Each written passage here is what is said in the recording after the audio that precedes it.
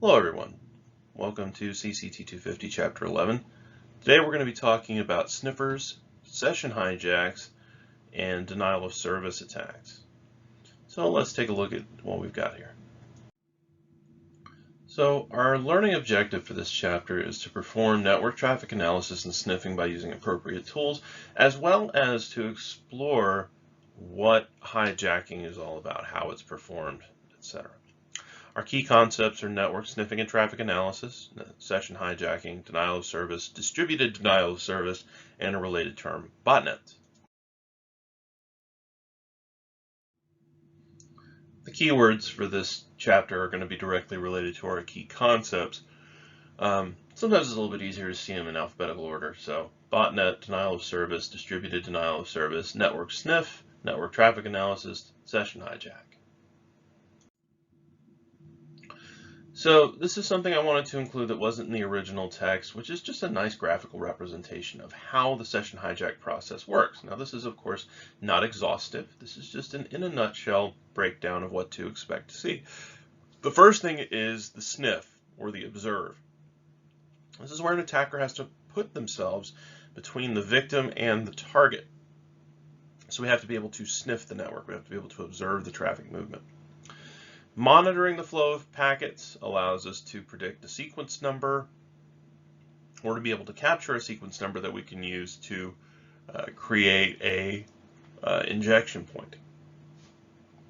Session desynchronization or deauthorization is where we break the connection from the victim to their target machine so that we don't have conflicting traffic. And then the session ID prediction is where we take over the session and then are able to move to command injection, which is where we're able to start sending packets to the target server as an impersonation. So sniffers are designed to capture traffic as it traverses the network. It's an application or a device that's designed to do this.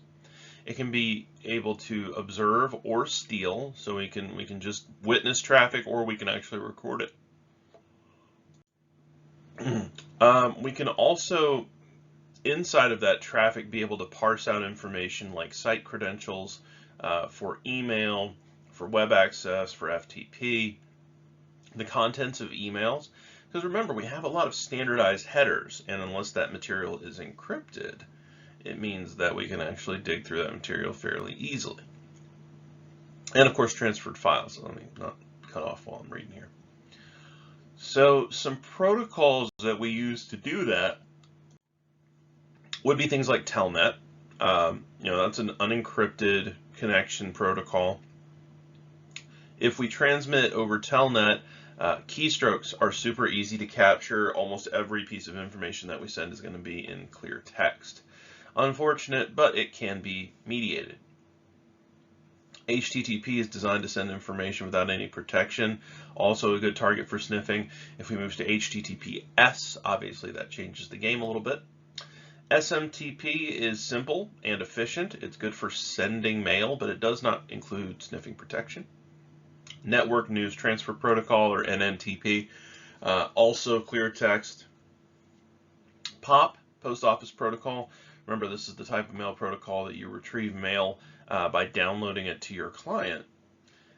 It doesn't include any protection from sniffing because passwords and usernames can be intercepted, and once we have those credentials breached, the whole game is up for POP. FTP, this is going to be all clear transmissions. So again, we don't have that capacity to have the transmissions encrypted natively to the protocol.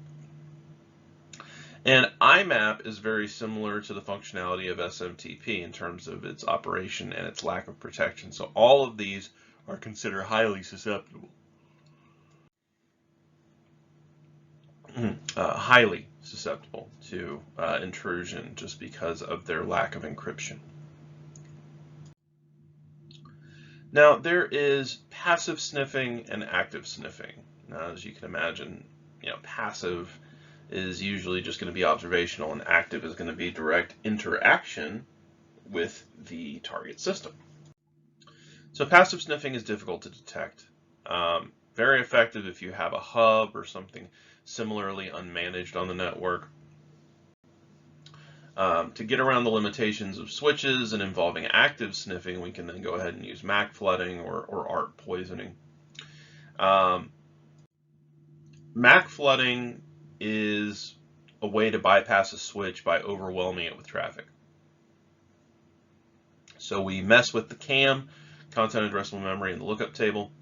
Content addressable memory builds up a listing of what MAC addresses are present on which port on the switch, so that it is able to associate a MAC address with an active port. CAM allows us to perform that lookup and make sure that we're routing traffic appropriately. So the goal of MAC flooding is to exploit a design defect or an oversight in that they only have a buffer of a given size. If we go over that buffer range, then we can start having unusual behavior come about. If we have that unusual behavior, then we can start manipulating the traffic. Some tools that we would see here would be things like EtherFlood, MacOF, SMAC, and Technetium, which Technetium we've talked about before for MAC spoofing. ARP poisoning. So address resolution protocol, as we know, goes between the resolution of a MAC address and an IP address. We can bypass a switch by sending out a broadcast stating that a given IPv4 address, such as a router or a gateway, maps to us. By doing this, we can then initiate a communication to the victim that requires exiting the subnet, which is kind of a deauthorization, if you will.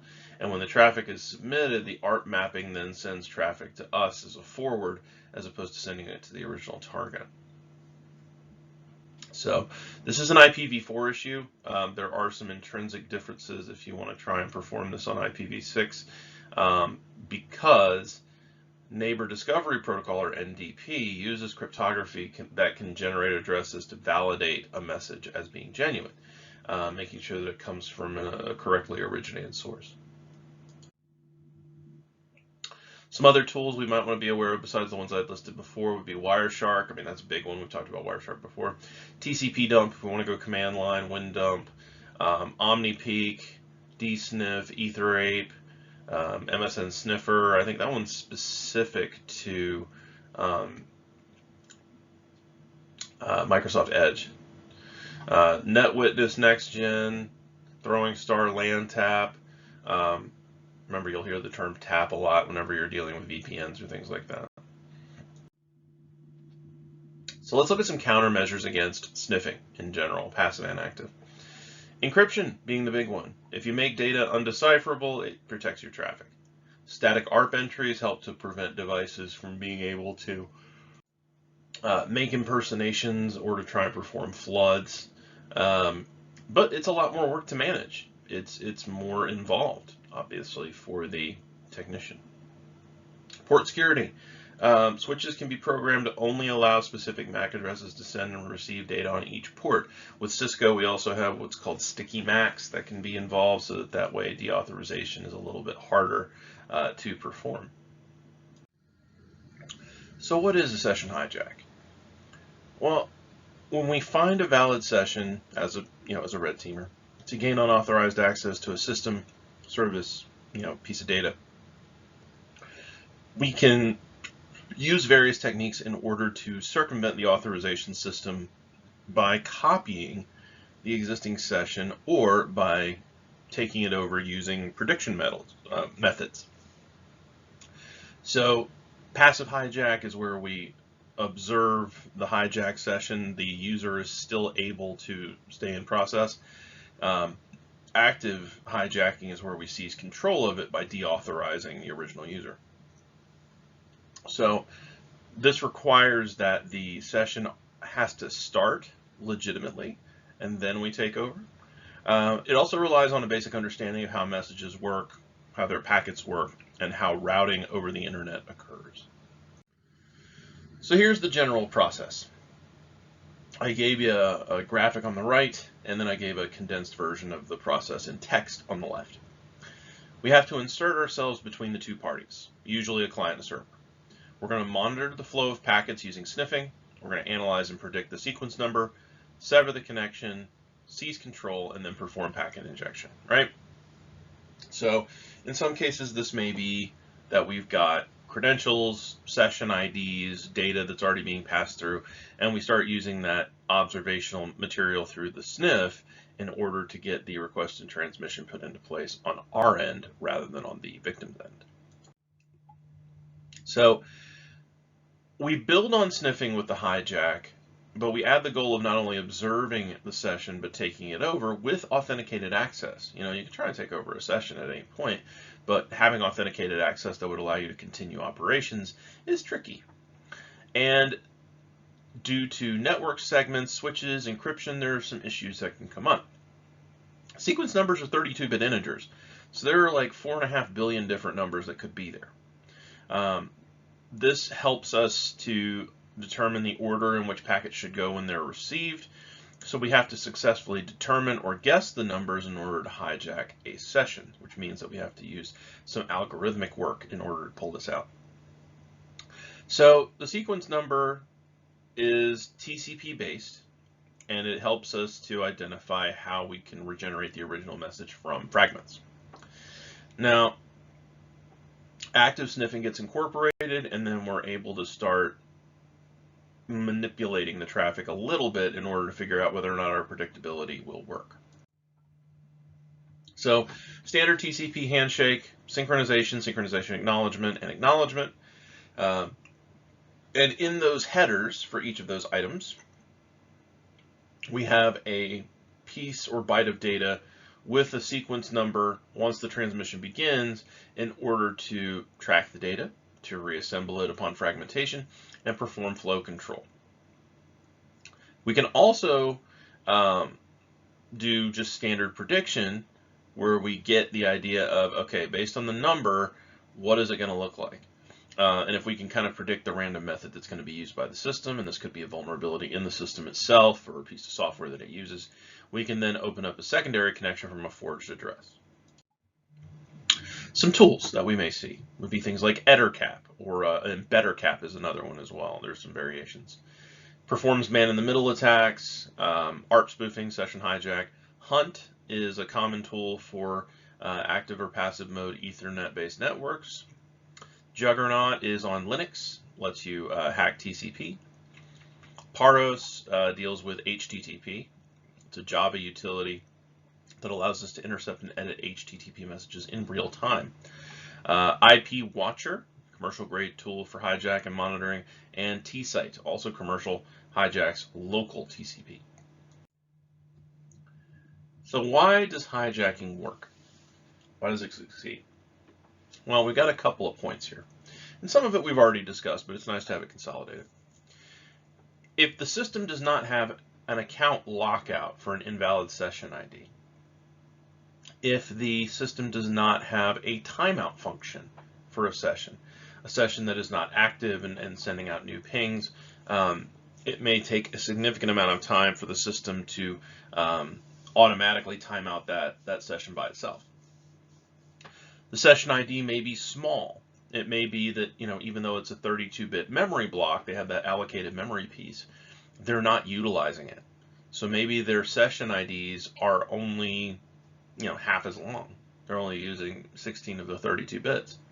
Or the session generation algorithm is weak, predictable, crackable.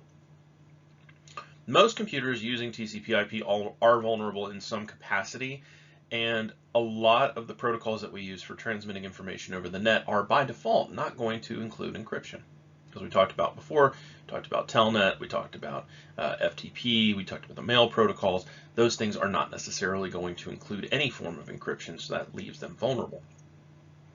Handling of session IDs can be done insecurely, to where information gets passed back and forth without encryption to set up the session ID. So depending on whether or not there's a kind of a re-up that occurs during the normal session that can be sniffed, or if that traffic has been monitored since the initiation of the session. And most countermeasures without encryption don't work, so that kind of ties us back to point number 4 about most computers using TCP/IP being vulnerable. So a lot of potentials here, but doesn't mean that we're going to get hijacked left and right, because awareness does help. So, of course, use encryption. That's proactive. It's like washing your hands. You want to make sure you're keeping yourself protected from germs and other potential invaders. Wash your hands, that sort of thing. Configure your router to block spoof traffic from outside of your protected network area. And also we can use an IDS. IDS is going to incorporate a lot of what we expect to see in a firewall and push it a little bit further. Please note, spoofing is where stolen credentials create a new session, and hijacking takes control of an existing session. I know that sometimes the terms spoof and hijack get a little bit muddied, but I want to make sure we're clear. Hijacking is the session is already there, we're going to take over. Spoofing is we steal credentials and create a new session. So one of the attacks that we might see as well would be denial of service, DoS. So denial of service is intended to prevent services from being delivered. It is a punitive action. It's frequently aimed to consume resources in order to slow things down, but the slowdown may actually be so aggressive that it actually disrupts the server in question. And that's not limited to network-based materials. It could be, overwhelming a database. It could be overwhelming an FTP server. So denial of service attacks consume bandwidth, consume resources, and often involve exploitation of a programming defect, usually that doesn't have an aggressive buffer or something that is trying to protect the system. Some well-known forms would be like Smurf attack, Fraggle, Chargen. Bandwidth exhaustion is exactly what it sounds like. The bandwidth flowing to and from a machine is consumed and is not able to handle legitimate information coming in from another device. SYN flood is where forged packets with the synchronization flag set is going to barrage the system to the point where there are no resources available for legitimate connections. That's the one most of you have probably heard of. ICMP flooding comes in two primary variants, the Smurf and the ping flood. Smurf is when we carry out a large amount of traffic directed to the broadcast address of a network instead of a specific system. Now, because the attacker configures the packet with the intended victim as the source, then the flood of responses coming back to all of the network devices that got pinged bounce back and overwhelm that particular device. That's why it's called a Smurf attack, because it's a ton of little dings that mount up to a very large attack. Ping flood, this is where a large number of ping packets are sent to the victim to try and overwhelm them. This is a very simple attack, but it's also very easy to defend against, because if we have a ton of pings coming from one person, a lot of IDSs and firewalls and SIEMs and things like that are able to automatically be like, hey, this is weird, we're going to go ahead and kick this out. A teardrop attack. This is where we have an attacker manipulating IP fragments so that when they're reassembled by the victim, the crash occurs. And this works by having fragments reassemble in illegal ways, or have fragments reassemble into larger packets than the victim can process. So, teardrops, just little bitty plips of water, and then all of a sudden it becomes a massive flood under enough content. And then we have what are called reflected attacks. This is where we spoof or forge a source address, or we scale up requests to a larger version. So not terribly different from the Smurf or the ping flood. We have an amplification that occurs at that point to be able to bounce it off of source addresses. Some of the programming defects that we're concerned about would be things like the ping of death. This preys on the inability of some systems to handle an oversized packet. So instead of just rejecting it, it will either crash or cause a buffer overflow. So we send out packets in fragment form, and then once they reach the victim, they get reassembled. And then once we hit the magic buffer size of the IP protocol, which is 65,536 bytes, the system goes into overdrive. So that's just intrinsic to the IP protocol. So once it hits 65,536 bytes, game's over. You can also have a teardrop here to where packets are sent in a malformed state, so their offsets overlap, And if there is not programming in place to say, oh, this is how we deal with it, then we crash. A land attack is where a packet is sent with the same source and destination address and port. So it's basically, it's saying, like, I'm sending it to myself from myself, and a system that doesn't know how to process this will crash.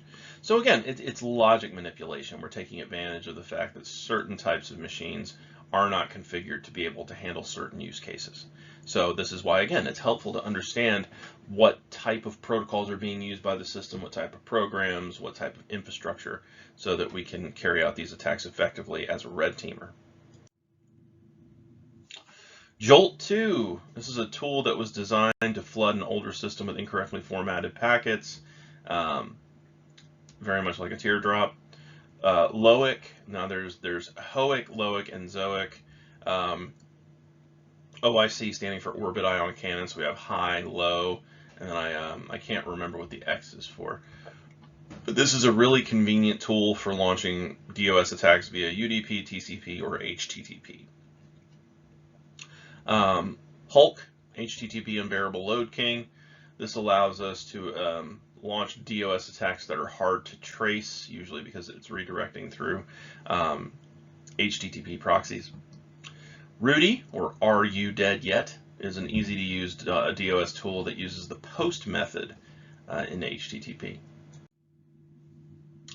Now, distributed denial of service is very similar to a standard DoS attack.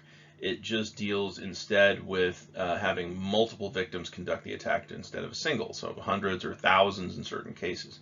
And this is a result of the next item we'll discuss, which is going to be the botnet. So there are primary and secondary victims. The primary victim is usually going to be the end target. The secondary victim is going to be whatever system was being coordinated to carry out these attacks, the distributing systems, if you will. It can be almost impossible to trace the attack back to its source unless somebody has some really bad programming. Defense is very difficult because, of course, filtering legitimate versus illegitimate traffic is difficult, and the impact is significantly higher. So let's look at some options. TFN, Tribe Flood Network, can handle ICMP, UDP, SynFlood, Smurf, all those types of attacks. LOIC, we just discussed. It can coordinate a large number of bots. High Orbit Ion Cannon, or HOIC, was trying to go over some of the size restrictions that were intrinsic to LOIC originally, and it requires a minimum of 50 bots to be able to carry out the attack. Slow Loris, it moves slowly, and it's in the name, has the advantage that it allows the attacker to initiate, but still cause large amounts of damage with limited resources. Rudy gives us some choices between standard DoS, which is why it was on both slides, or DDoS, and it can launch high impact HTTP DDoS attacks. DDoS Sim Layer 7 is an application level DDoS simulator. It can simulate multiple attack sources. It's a good testing tool to try and figure out whether or not your system can correctly handle this type of intrusion. Davoset, this is a system that uses functionality abuse as well as XXE, which is XML external entities, to test vulnerabilities to be able to attack a designated victim. So of the ones that I've worked with most often, I would say DDoS Sim, Slow Loris, HOIC, and Rudy. Those are the ones that I've played with the most, and they're very effective. Obviously you want to make sure that you're in a sandbox because it's very, very illegal to target any system that you don't own. But for testing purposes and for demonstrative purposes, for red teaming and purple teaming, yeah, they're very, very good. Botnets, as I said, we needed for DDoS attacks in the previous slide. They can stretch across the globe. It's a list of computers and devices infected with malware that can coordinate their ability to carry out different types of attacks very smoothly and in a very coordinated fashion. So botnets can run DDoS attacks based on the way a DDoS works. And again, we're trying to filter legitimate traffic, and we have tens, hundreds, thousands, tens of thousands of devices. How do we figure out what's legitimate and what's not? Spam sending, you know, one of my favorite jokes, which, I mean, it's based on a real event, was that a bunch of Samsung smart fridges were compromised based on a flaw in their firmware, to where they were introduced into a botnet, and they were sending out spam. And spam's a huge industry. You know, 90% of the mail on the network, on the internet in general, is spam. So out of like the trillions of emails that go out, 90% of that is just junk.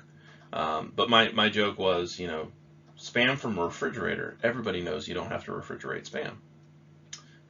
Horrible dad jokes notwithstanding. Information theft. Imagine, a system being flooded by, a DDoS attack, and it breaking, some kind of firewall operation or things like that, because it's a standard consumer software firewall. It doesn't have the robustness of something a bit more commercially designed. And then click fraud, where they infect a large number of systems and then launch pop-ups to perform clicks on ads to generate revenue for themselves. Advertisers will pay per click on affiliate links and things like that. So if you have those pages preloaded, you can get somebody's browser to spawn that, and then you can run these auto clicks. You can generate revenue. And this attaches to, I kind of made the point here earlier with the botnet sending spam, to the IoT. Because we have devices, appliances, vehicles, and other objects that can communicate with your network and the internet at large. They can be controlled remotely, so it's not just a local subnet, it can go outside into the larger net. So this means, like anything else, it is a vehicle for potentially malicious network traffic as well. So we always want to make sure that we're aware that the IoT is something to be of concern. It is a slightly different beast. If you've ever played around with it, you definitely should. You should definitely give it a look. But it's important to understand that it's not all horrible. It's just we have to have the same level of vigilance that we do with anything else. We can't just assume that the designers of these devices have made the same considerations that we would. So we have to be just as assiduous in making sure that, not to put too fine a point on it, we have to assume everybody else is stupid. And if they are, ridiculously prone to making mistakes, we have to shoulder that burden ourselves of making sure that our information is protected. If we are going to deign to use their materials, then we need to be absolutely tip-top when it comes to protecting that information. So that requires a lot of extra work for us in some cases. In some cases it doesn't. We go through and we test to see whether or not a particular vulnerability is a problem. And it turns out, they've got something in place that's pretty resilient. At least then we're informed, because knowing is half the battle. So what did we talk about today?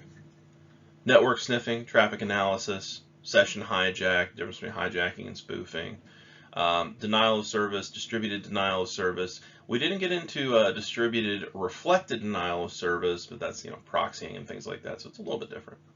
And then botnets and the IoT. Remember that botnets, they can lay dormant for a very, very long time, so it's sometimes difficult to know whether or not a particular machine is infected, because if its code signature is not well known and its heuristics are based on unusual behavior, and that unusual behavior is determined by a particular date, time, or other trigger, then it can be hard to be able to find it. So that is chapter 11. I hope you learned something. So if you have any questions, concerns, comments, as per usual, you know where to find me. So go ahead and contact me through Blackboard, through this YouTube channel, connect me through my Google Voice number, or just come on by the office. I always love to see students. I always have to reinforce that. I know you folks are busy. I absolutely appreciate that. But I love to see you. I love to be able to chat with you and be able to address questions that you have, and see you guys get excited about working in cybersecurity. There's a lot of fun aspects to be able to challenge your mind and challenge your capabilities. So until next time, thank you so much for your time and attention, and I wish you all the best. Until then.